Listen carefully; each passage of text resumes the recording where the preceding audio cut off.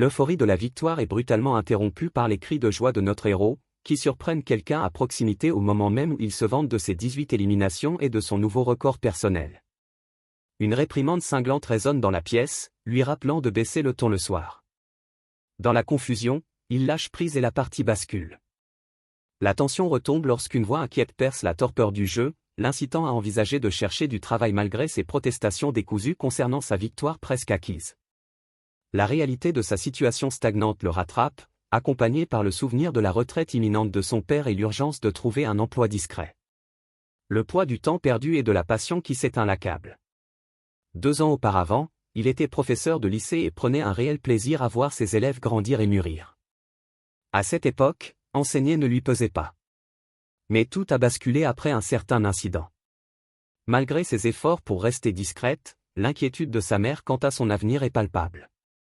Approchant la trentaine et toujours passionné de jeux vidéo, il ressent la pointe de sa gentillesse, sans pouvoir nier la vérité de ses paroles. Au fond de lui, il sait qu'il est temps de reprendre le travail, ne serait-ce que pour apaiser les craintes de sa mère. Il parcourt les offres d'emploi, hésitant à se retrouver dans n'importe quelle entreprise. Le service client n'est pas fait pour lui. Aspirant à un lieu stimulant et ressourçant, il imagine travailler en pleine nature.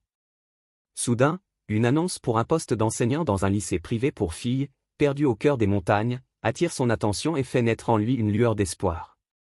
Ses yeux s'écarquillent à la lecture de l'annonce pour une école nichée dans les montagnes. On y vante les merveilles de la nature printanière et automnale, ainsi que les joies de la fantaisie. Intrigué, il ne peut s'empêcher de ricaner, persuadé qu'il s'agit d'une arnaque. Pourtant, la curiosité le taraude et il se demande de quel genre d'établissement il s'agit réellement. Malgré ses doutes, la sérénité du paysage montagneux commence à apaiser son scepticisme. Il repense à l'engagement de l'école à placer ses élèves au-dessus de tout. Avec un espoir timide mais grandissant, il clique sur le bouton « Postuler ici », franchissant ainsi le premier pas vers cette opportunité inattendue. Le nom de Charanois Private High School résonne encore dans sa mémoire. Lié à cette étrange offre d'emploi, il découvre que le nom est également associé au président du conseil d'administration.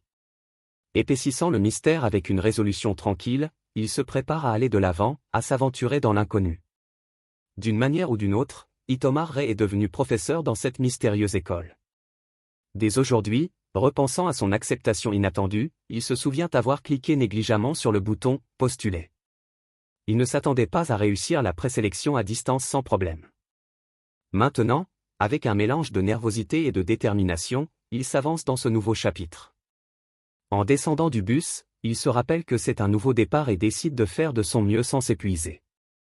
Devant lui s'étend une forêt dense et inattendue, le laissant à la fois surpris et curieux de ce que l'avenir lui réserve. Perdu dans la forêt dense et sans chemin évident, il vérifie sa carte une seconde fois, se demandant s'il n'est pas descendu au mauvais arrêt. Puis, se souvenant de la bague qu'il est censé porter dans l'enceinte de l'école, il la glisse à son doigt, trouvant cette règle étrange.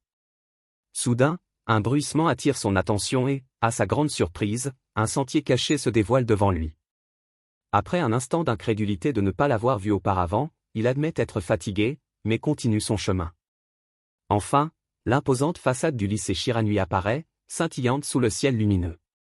Avec un mélange de soulagement et d'impatience, il s'exclame « J'y suis enfin ». Debout devant l'école, le protagoniste contemple son nouvel environnement avec un mélange de curiosité et d'incertitude. Il remarque le vaste terrain dégagé et le bâtiment étonnamment petit. Se souvenant des annonces mentionnant un petit nombre d'élèves face à un lycée de filles sans uniforme ni tradition, il espère secrètement pouvoir s'adapter et réussir malgré toutes ces inconnues. Alors qu'il observe les lieux, le protagoniste remarque une jeune fille avec quelque chose d'inhabituel sur la tête. « C'est vrai », murmure-t-il, accablé par cette preuve irréfutable.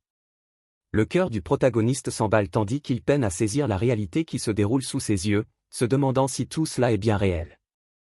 Le sourire confiant de l'homme jovial confirme la vérité, lui demandant s'il est prêt à y croire. Puis, d'un geste théâtral, l'homme révèle qu'à la rentrée, le protagoniste sera responsable de la classe avancée, le laissant stupéfait et sans voix.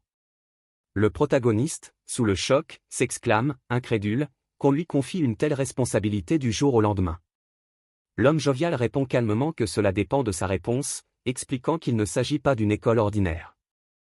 Ici, les élèves aspirent à devenir pleinement humains, et les responsabilités du protagoniste seront donc probablement plus importantes que la normale.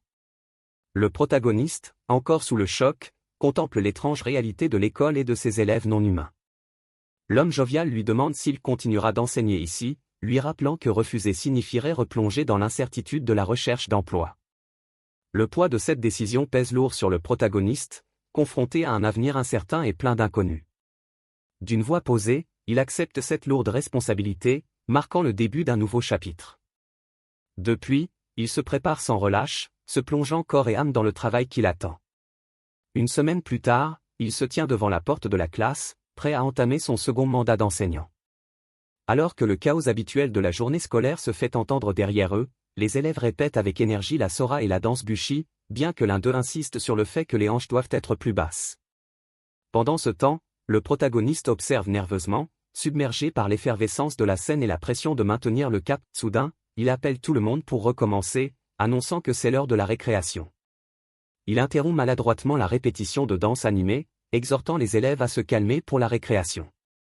En se présentant, il tente d'avoir l'air confiant, partageant quelques-uns de ses points forts et de ses passe-temps.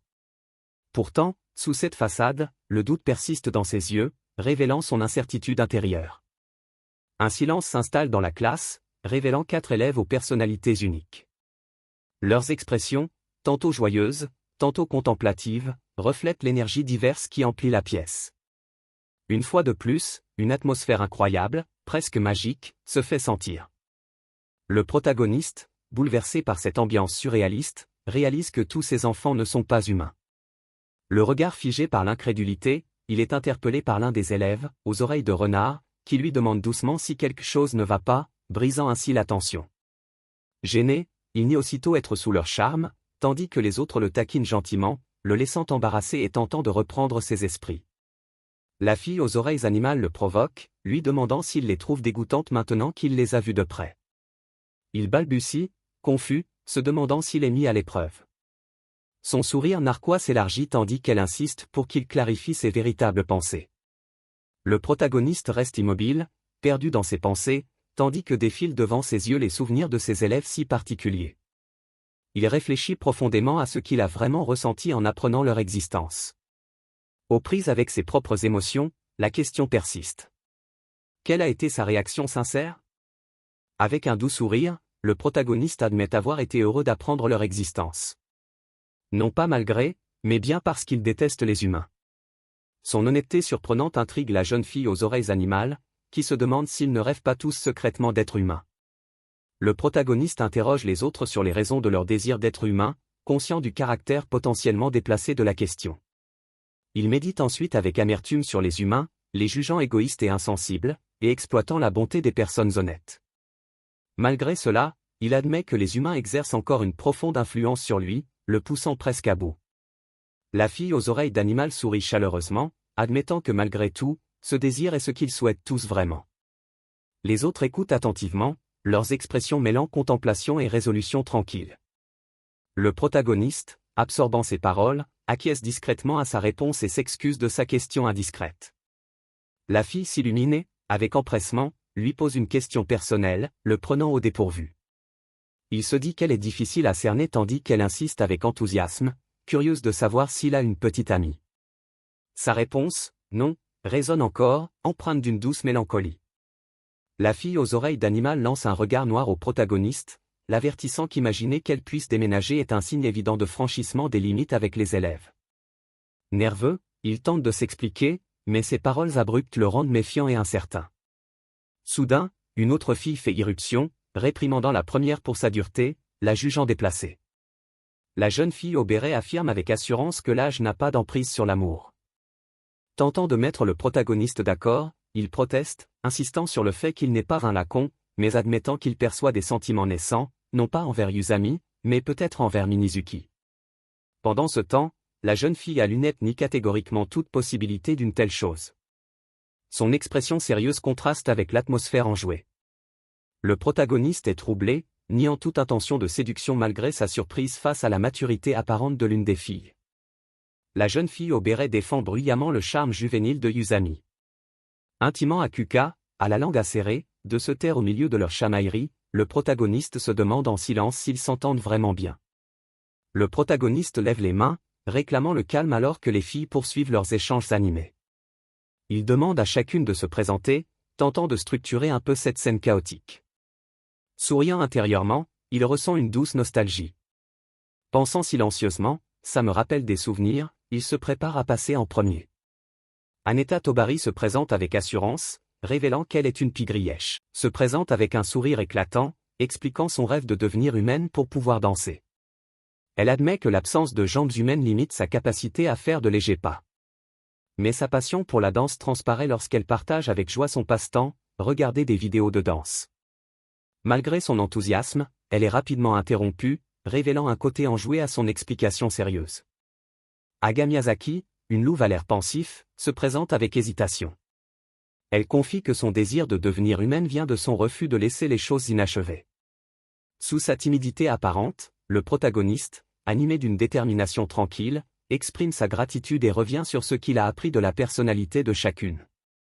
Aneta se distingue comme une meneuse née, tandis que Yuzami est directe et acérée. Minizuki brille par sa joie de vivre et son élégance, et Agami apparaît comme une jeune fille sérieuse et mature. Le protagoniste réalise que chacune a ses propres raisons de vouloir devenir humaine.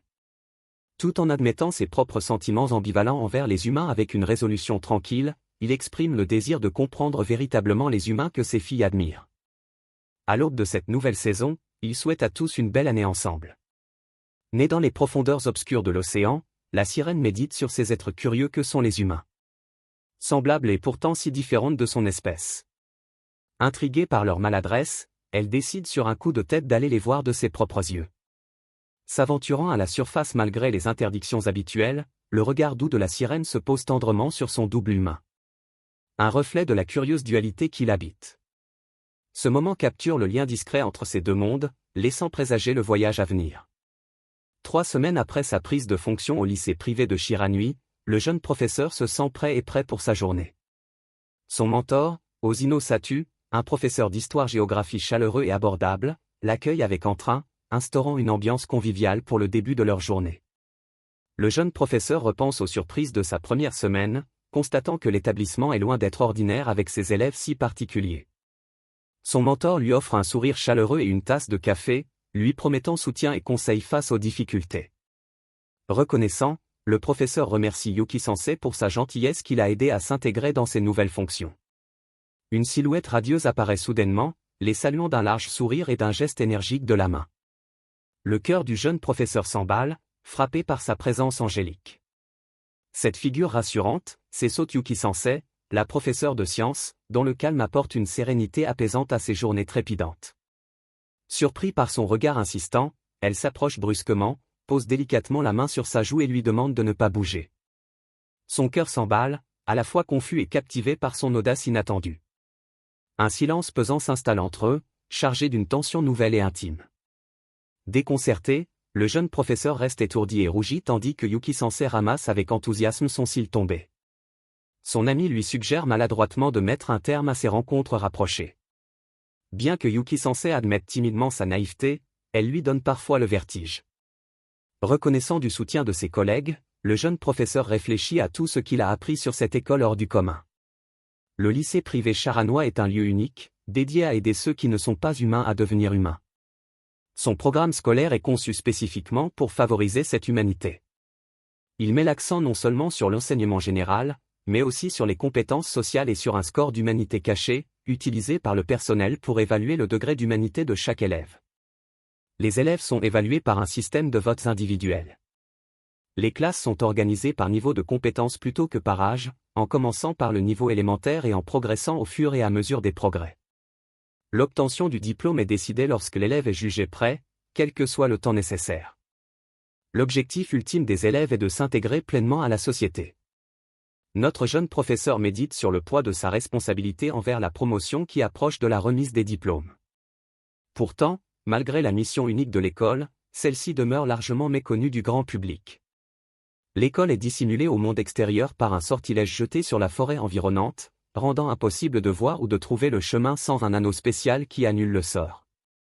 Au-delà de cet enchantement, une barrière protectrice permet aux élèves de conserver leur forme de alphelin à l'intérieur de l'enceinte de l'école. L'anneau possède le même pouvoir que la barrière, permettant aux élèves de conserver leur forme de alphelin même à l'extérieur de la zone protégée. Sans l'anneau, ils reprendraient immédiatement leur forme normale une fois la barrière franchie. Cependant, retirer l'anneau à l'extérieur de la barrière entraîne la perte de tout souvenir de l'école. Une révélation stupéfiante pour notre professeur. Malgré l'inquiétude du professeur quant au danger que représente la bague, les élèves restent insouciants, lui rappelant que la pause déjeuner est presque terminée. Une fille le taquine gentiment sur son manque de fiabilité, tandis qu'une autre s'inquiète discrètement de sa distraction. Ce moment de légèreté contraste avec les préoccupations plus profondes du professeur concernant l'avenir. Bien qu'il commence à se sentir plus à l'aise dans l'établissement, il admet ne pas encore avoir pleinement tissé de lien avec les élèves et se sent toujours peu fiable, compte tenu de tout ce qu'il lui reste à apprendre. Il trouve la conversation informelle dans la salle des professeurs étonnamment apaisante. Alors même que le poids de sa responsabilité de professeur principal pèse sur lui, tentant de briser la glace, il interroge nerveusement Yamami sur la vie en internat, pour se heurter à un regard noir et un refus catégorique. Au moment où le doute s'installe, un autre élève se propose avec enthousiasme pour discuter, détendant l'atmosphère et lui offrant une chance d'établir un contact. Le professeur est sincèrement touché lorsque Minuki Kuka, une sirène joyeuse qui rêve de devenir humaine pour danser, partage avec enthousiasme son amour pour la vie en dortoir, même s'il se demande si elle ne cherche pas simplement à discuter. Un autre élève suggère subtilement qu'il existe un moyen encore plus efficace d'en apprendre davantage sur elle, le prenant au dépourvu. Pendant ce temps, certains camarades le taquinent pour avoir enfin découvert leur vie privée, ce qui provoque sa protestation embarrassée. Le professeur de sport annonce le début du cours de danse, encourageant chacun à impressionner Itoma Sensei, présent pour observer. Le protagoniste comprend alors qu'il s'agissait d'une mise en scène délibérée de Haneta. Les élèves réagissent avec des sentiments mitigés, certains sont excités et impatients, d'autres nerveux et incertains face à cet invité inattendu. Le protagoniste se demande comment la danse, qui exige une force physique, pourrait révéler à quel point les filles sont proches de leur forme humaine. Constatant que certains élèves se déplacent encore à quatre pattes, la professeure invite avec enthousiasme Yuzami à montrer ses progrès avec la danse précédente. Alors qu'elle s'apprête joyeusement à se lancer, Yuzami termine sa chorégraphie par un « tata » assuré. Sous les applaudissements et les encouragements des autres élèves, le protagoniste admire discrètement sa mignonnerie, mais garde ses pensées pour lui, remarquant son impassibilité. La professeure félicite ses efforts et lui suggère de travailler son sourire avant de passer à l'élève suivante. Hésitante et nerveuse, la jeune fille à lunettes rassemble son courage et commence sa danse, se mouvant avec une grâce et une fluidité surprenantes. Le protagoniste la regarde attentivement, impressionné par sa sensualité et sa souplesse inattendue. À la fin de la représentation, la salle éclate en applaudissements et la professeure annonce l'élève suivante, Haneta, qui s'avance d'un « K » assuré. Haneta se lance alors dans une danse énergique. Ses mouvements assurés et ses expressions enjouées captivent l'assistance. L'héroïne est impressionnée, remarquant que malgré son caractère enjoué, elle est étonnamment douée. Presque trop douée pour un œil non averti. La classe éclate en applaudissements, une fille criant son émotion tandis que Haneta les remercie timidement, visiblement ravie des compliments. Minuki s'avance avec un sourire serein, son enthousiasme palpable, tandis que l'héroïne attend sa danse avec impatience. Mais dès qu'elle commence, ses mouvements sont étonnamment raides et maladroits, surprenant tout le monde, y compris l'héroïne. Bien que sa danse ne soit ni gracieuse ni flatteuse, l'héroïne ne peut s'empêcher de sourire, captivée par sa joie de vivre. Malgré la maladresse, son enthousiasme transparaît, rendant l'instant inopinément charmant. Le groupe remercie chaleureusement Minuki pour ses efforts, et les louanges et les encouragements emplissent la pièce. Pendant ce temps, une fille boude en silence, visiblement frustrée malgré l'atmosphère positive. Soudain, la musique s'arrête et l'inquiétude monte lorsque le son du haut-parleur commence à se grésiller. Remarquant le dysfonctionnement, le professeur de sport se précipite pour aller chercher un haut-parleur de rechange. Se déplaçant avec une rapidité surprenante, il est observé par l'héroïne, amusée par la réactivité et le pragmatisme du professeur. Elle se dit alors que les professeurs de sport sont vraiment comme ça. Pendant ce temps, Haneta contemple en silence l'équipement défectueux, perdu dans ses pensées sur l'usure inévitable des objets. La tension monte lorsqu'une fille s'emporte, ordonnant à Haneta de se taire. Sa frustration est à son comble et l'héroïne tente d'intervenir, hésitante, mais l'atmosphère est chargée d'émotions. Une autre fille, calmement, présente ses excuses, reconnaissant avoir peut-être insisté un peu trop pour obtenir de l'aide, et essaie d'apaiser la situation. La frustration de la jeune fille explose lorsqu'elle critique durement Yuzami, l'accusant de n'avoir aucun talent malgré sa passion pour la danse. Yuzami admet à voix basse qu'elle n'est pas très douée. Le protagoniste tente de calmer le jeu, l'encourageant à persévérer. La tension est palpable, les mots durs se heurtant à un mince espoir de persévérance. Avec un sourire confiant, elle déclare qu'elle miserait sa vie sur son amour, révélant la profondeur de ses sentiments. Le protagoniste, qui l'observe, comprend le sérieux de ses paroles et la force de sa détermination. Bien qu'il admire sa détermination, il admet en silence ne pas partager la même conviction. Il se sent incertain en la voyant prête à affronter tous les défis qui l'attendent. La jeune fille réfute farouchement les accusations. Sa voix se brise sous l'émotion lorsqu'elle insiste sur le fait qu'elle ne méprisera jamais personne. Elle défend passionnément Yamami, la déclarant fantastique et rejetant l'idée qu'elle se sent inférieure ou supérieure. L'héroïne observe l'échange passionné, surprise par l'intensité de sa conviction. Avec une sincérité touchante, elle loue la danse captivante et la confiance inébranlable de Yuzami, avouant qu'il est impossible de détourner le regard. Elle admire les efforts inlassables de Yuzami pour progresser et sa quête de perfection. Témoignant d'un profond respect pour ses qualités et débordant de gratitude, elle déclare que c'est un honneur d'étudier à ses côtés dans leur cheminement commun vers l'épanouissement, ce qui émeut visiblement Yuzami. Yami, troublée et rougissante, supplie la jeune fille d'arrêter de la complimenter. Submergée par ses compliments sincères, elle admet en plaisantant qu'elle en fait parfois un peu trop, mais suggère à Yuzami d'essayer de se calmer de temps en temps. Entre-temps, le protagoniste est interrompu par l'arrivée de Hitoma Sensei, qui s'excuse pour son retard. Le protagoniste s'empresse de le rassurer, mais réfléchit à ce qu'il a appris sur chacun. Il remarque qu'Izami et Minizuki sont restés les mêmes malgré leurs échanges acerbes. Inquiet, il se demande si Mizuki va vraiment bien. C'est alors que Hitoma Sensei arrive, chaleureusement accueilli par Minizuki, surprise de se revoir si vite. Soucieux de ne pas s'engager, il lui adresse un simple compliment sur sa danse, ce qui illumine son visage d'une joie immense. Rayonnante, elle déborde de bonheur et de gratitude, le laissant un peu décontenancé par l'impact que ses compliments, pourtant si anodins, ont sur elle. Même ses paroles les plus anodines semblent faire naître un sourire radieux sur son visage. Malgré les propos durs de Yuzami, le protagoniste la félicite pour sa sérénité, et sa gentillesse la touche profondément. Déterminée, elle rayonne et proclame sa devise « Demain est un autre jour », exprimant son désir de toujours rester fidèle à elle-même. Le protagoniste reconnaît discrètement combien cela lui correspond, tandis qu'elle le questionne avec malice. Il apprend ainsi que même la rayonnante Sensei a un jour lutté contre le dégoût de soi, ce qui rend son amitié actuelle d'autant plus précieuse. Curieux, il lui demande si elle a déjà entendu parler de Poséidon, évoquant l'image classique du dieu de la mer torse nu, brandissant son trident. Alors qu'elle partage un moment de légèreté, la jeune fille révèle que Poséidon est en réalité son ancêtre, stupéfiant l'héroïne à l'idée d'être apparentée par le sang à un dieu. Elle explique que cet héritage signifierait normalement devenir la gardienne du vaste océan, un rôle auquel ses parents s'opposaient, l'incitant à reconsidérer sa décision. Malgré cela, elle admet avoir toujours désiré devenir humaine, un souhait bien au-delà des luttes habituelles d'une fille humaine égoïste. Au plus profond des mers, elle se souvient d'un moment où, impulsivement, elle s'est aventurée à observer les humains, s'affranchissant de sa vie contrainte. À bord d'un navire, elle a été captivée par une femme humaine qui se livrait corps et âme à une danse envoûtante. Une image qui l'a marquée à jamais. Cette scène inoubliable a fait naître en elle le désir ardent de danser de la même manière. Elle déclare avec audace que si elle ne peut devenir humaine, elle est prête à sacrifier sa vie. Le protagoniste, stupéfait, apprend que les sirènes qui échouent à se transformer dans le temps imparti sont condamnées à devenir de l'écume de mer. Une loi cruelle qu'elle accepte avec un sourire serein. Le protagoniste insiste pour connaître le délai, mais elle refuse obstinément de le lui révéler, le laissant perplexe face à son calme imperturbable. Son inquiétude grandit à mesure qu'il imagine le sort funeste qui l'attend en cas d'échec.